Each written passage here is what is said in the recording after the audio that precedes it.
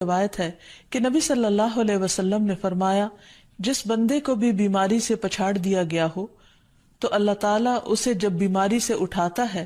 تو وہ پاک ہوتا ہے۔ تو یہ ایک حقیقت ہے کہ انسان کے گناہ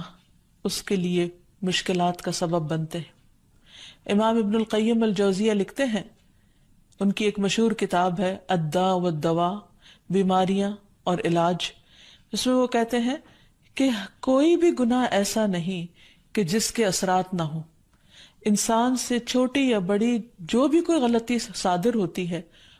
اس کے نتیجے میں کچھ نہ کچھ اثرات اس کی زندگی پر ضرور پڑتے ہیں۔ ہاں، اگر اللہ تعالیٰ معاف کر دے تو وہ اور بات ہے، ورنہ ہر گناہ کی ایک تاثیر ہوتی ہے، اور ان تاثیرات میں سے ایک چیز یہ ہے کہ انسان مختلف قسم کی بیماریوں میں مبتلا ہو جاتا ہے۔ اسی لیے ہم دیکھتے ہیں کہ جب انسان بیماری میں مبتلا ہوتا ہے تو اللہ تعالیٰ اس بیماری کو اس کے گناہوں کا کفارہ بنا دیتے ہیں۔ جیسے حدیث میں آتا ہے کہ جس مسلمان کو کانٹا چبھے یا اس سے زیادہ کوئی تکلیف پہنچتی ہے تو اللہ تعالیٰ اس کے ذریعے اس کے گناہوں کو اس طرح دور کر دیتا ہے جس طرح درخت سے اس کے پتے جھڑتے ہیں۔ تو اس سے ہمیں یہ پتہ چلتا ہے کہ بیماریوں کے آنے کے مختلف اسباب ہوتے ہیں۔ بیماری بہرحال جس بھی وجہ سے آئے، لیکن اصل چیز دیکھنے کی یہ ہے کہ مومن کا رویہ کیا ہے۔ مومن کو اگر کوئی کانٹا بھی چبھتا ہے تو وہ اس پر صبر کرتا ہے۔ اس لیے بیماری یا تکلیف کے آنے پر انسان کو اللہ سے راضی رہنا چاہیے، شکوہ نہیں کرنا چاہیے، کیونکہ جو اللہ سے راضی ہو جاتا ہے کسی آزمائش پر، اللہ تعالیٰ بھی اس سے راضی ہو جاتا ہے۔ پھر اسی طرح اللہ تعالیٰ کا شکر ادا کرنا چاہیے، کیونکہ بیماری اس سے زیادہ شدید بھی ہو سکتی تھی۔ لہٰذا انسان کو اللہ تعالیٰ جس حال میں رکھے، انسان اس پر شکر گزار رہے۔ پھر یہ کہ انسان کسی بھی بیماری میں کسی بھی قسم کی ہو اور زندگی کے کسی بھی حصے میں ہو، اس میں مایوس نہ ہو، پر امید رہے کہ بیماری دور ہو جائے گی۔ پھر اسی طرح اگر بیماری طول پکڑ جائے تو انسان کو گھبرانا نہیں چاہیے، کیونکہ ہر گزرنے والا لمحہ انسان کے درجات میں اضافے کا سبب بنتا ہے اور اس کے گناہ مسلسل جھڑتے چلے جاتے ہیں، حتیٰ کہ انسان بالکل پاک صاف ہو جاتا ہے۔ پھر اسی طرح انسان کو بیماری کی حالت میں دوسروں سے شکوے شکایات نہیں کرنی چاہیے، کیونکہ بیماری اللہ کے اذن سے آتی ہے، اور جب انسان ہر ایک کے آگے رونا رونے لگتا ہے تو گویا وہ اللہ تعالیٰ کا شکوہ کر رہا ہوتا ہے، جو چیز اللہ تعالیٰ کو پسند نہیں۔ پھر اسی طرح منہ سے برے الفاظ نہیں نکالنے چاہیے، بیماریوں کو کوسنا نہیں چاہیے، اور پھر ایسے الفاظ نہیں ادا کرنے چاہیے کہ مجھے لگتا ہے کہ اس بیماری میں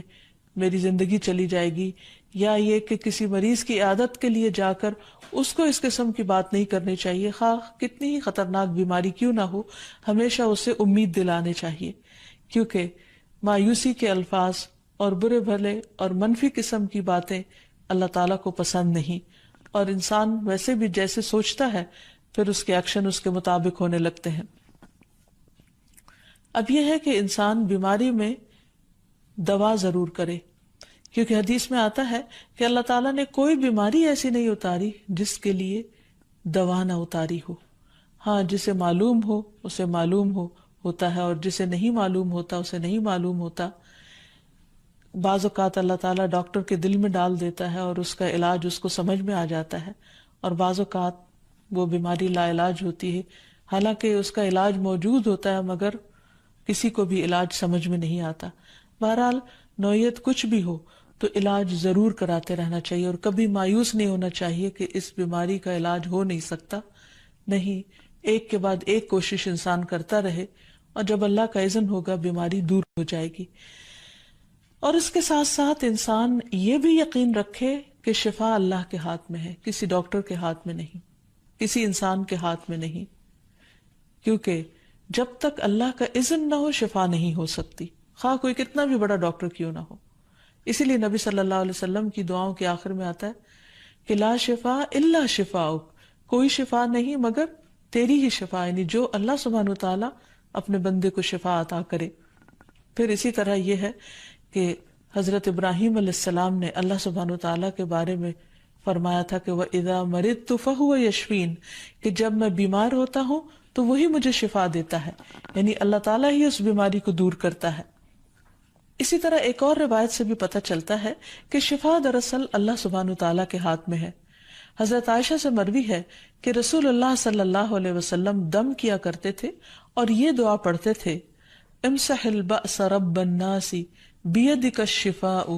لا یکشف الکرب الا انت، اے لوگوں کے رب تکلیف کو دور کر دے،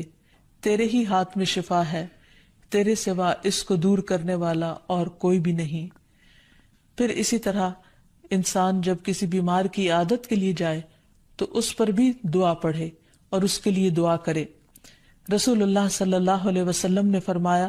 جو مسلمان کسی ایسے بیمار کی عیادت کے لیے اس کے پاس آئے جس کی موت کا وقت قریب نہ آیا ہو اور 7 مرتبہ یہ پڑھے، اسأل اللہ العظیم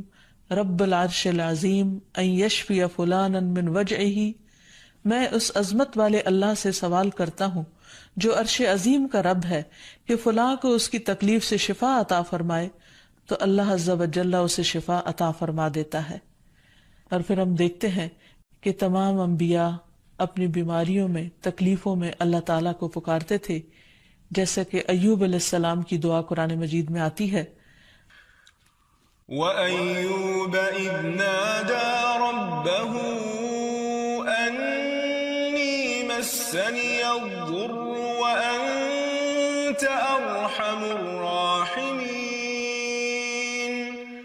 فَاسْتَجَبْنَا لَهُ فَكَشَفْنَا مَا بِهِ مِنْ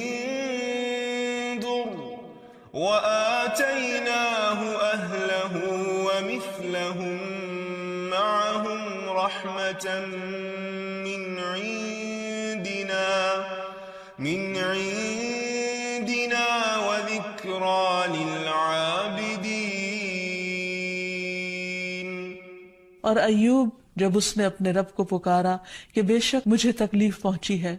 اور تو رحم کرنے والوں میں سب سے زیادہ رحم کرنے والا ہے، تو ہم نے اس کی دعا قبول کر لی، پس اسے جو بھی تکلیف تھی اسے دور کر دیا اور اسے اس کے گھر والے اور ان کے ساتھ ان کی مثل اور عطا کر دیے، اپنے پاس سے رحمت کے لیے اور ان لوگوں کی یاد دہانی کے لیے جو عبادت کرنے والے ہیں۔ اسی طرح رسول اللہ صلی اللہ علیہ وسلم نے ایک اور موقع پر ایک صحابی عثمان بن ابی عاص الثقفی کو ایک دعا سکھائی۔ جب وہ نبی صلی اللہ علیہ وسلم کے پاس حاضر ہوئے، وہ کہتے ہیں مجھے اتنی تکلیف تھی کہ قریب تھا کہ وہ مجھے ہلاک کر دیتی، تو نبی صلی اللہ علیہ وسلم نے مجھے فرمایا، اس درد کی جگہ پر اپنا دایاں ہاتھ رکھو اور 7 مرتبہ کہو، بسم اللہ اعوذ بعزت اللہ وقدرتہ من شر ما اجد واحاذر، اللہ کے نام کے ساتھ میں پناہ مانگتا ہوں اللہ کی عزت کی اور اس کی قدرت کی اس شر سے جو میں محسوس کرتا ہوں، یعنی اس تکلیف سے بچنے کے لیے جو مجھے محسوس ہو رہی ہے اور جس سے میں خوف محسوس کرتا ہوں۔ عثمان کہتے ہیں کہ جب میں نے یہ پڑھا تو اللہ سبحانہ وتعالیٰ نے مجھے شفا عطا کر دی۔ پھر اسی طرح ہر بیماری سے شفا کی دعا نبی صلی اللہ علیہ وسلم نے سکھائی۔ عبداللہ بن عباس سے مروی ہے کہ نبی اکرم صلی اللہ علیہ وسلم نے فرمایا، جب کوئی شخص کسی ایسے مریض کی عیادت کرے جس کی موت کا وقت ابھی قریب نہ آیا ہو اور اس کے پاس 7 مرتبہ یہ دعا پڑھے، اسأل اللہ العظیم رب العرش العظیم ان یشفیک، میں عظمت والے اللہ جو عرش عظیم کا رب ہے اس سے دعا کرتا ہوں کہ وہ تمہیں شفا عطا کرے، تو اللہ تعالیٰ اسے اس مرض سے شفا عطا کر دے گا۔ پھر اسی طرح نبی صلی اللہ علیہ وسلم اگر کسی کو کوئی پھوڑا بنسی ہوتی تو اپنے لعاب دہن کے ساتھ زمین کی مٹی تھوڑی سی لے کر اس درد تکلیف والی جگہ پر لگاتے تو اس سے بھی شفا ہوتی۔ حضرت عائشہ کہتی ہیں کہ جب کسی انسان کے عضو میں کوئی تکلیف ہوتی، پھوڑا یا زخم ہوتا، تو نبی صلی اللہ علیہ وسلم اپنی انگلی اس طرح رکھتے، اور سفیان جو راوی ہیں انہوں نے اپنی شہادت کی انگلی زمین پر رکھی، پھر اسے اٹھا کر فرمایا،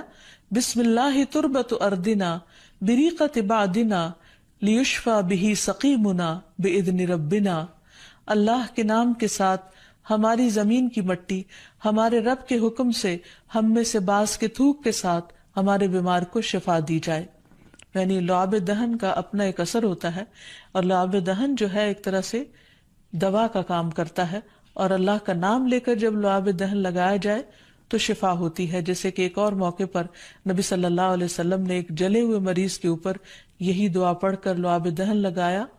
تو اللہ تعالیٰ نے اس مریض کو شفا یاب کر دیا. اور وہ دعا تھی اذہب البأس رب الناس واشف انت الشافی لا شفاء الا شفاؤک شفاء لا یغادر سقما. پھر اسی طرح ایک موقع پر ایک قبیلے کے سردار کو جب بچھو نے کاٹ لیا اور اس کے جسم میں زہر پھیل گیا تو ایک صحابی نے سورۃ الفاتحہ پڑھ کر اس پر دم کیا تو اس سے اس کو شفا ہو گئی. اور یہ بات جب نبی صلی اللہ علیہ وسلم کو بتائی گئی تو آپ اس پر خوش ہوئے. اور سورۃ فاتحہ سب لوگوں کو آتی ہے، اسی لیے اس کا نام سورۃ الشفا بھی ہے، کیونکہ یہ بیماری میں بطور علاج پڑھی جاتی ہے مریض پر. مریض خود بھی پڑھ سکتا ہے اور اس کے اٹینڈنٹس بھی اس پر پڑھ سکتے ہیں. حضرت علی رضی اللہ تعالیٰ عنہ کہتے ہیں کہ نبی صلی اللہ علیہ وسلم کو بچھو نے ڈس لیا اور آپ نماز پڑھ رہے تھے. جب آپ نماز سے فارغ ہوئے تو آپ نے فرمایا اللہ تعالیٰ بچھو پر لعنت کرے، یہ نہ نمازی کو چھوڑتا ہے نہ کسی اور کو. پھر آپ نے پانی اور نمک منگوایا، آپ اس پر ملتے جا رہے تھے اور یہ صورتیں پڑھ رہے تھے قل یا ایھا الکافرون وقل اعوذ برب الفلق اور قل اعوذ برب الناس. تو یہ بھی ایسے مواقع پر پڑھی جا سکتی ہیں. پھر اسی طرح یہ ہے کہ اگر کسی بھی دوا یا دعا سے مریض صحت یاب نہ ہو رہا ہو، اس کی تکلیف کم نہ ہو رہی ہو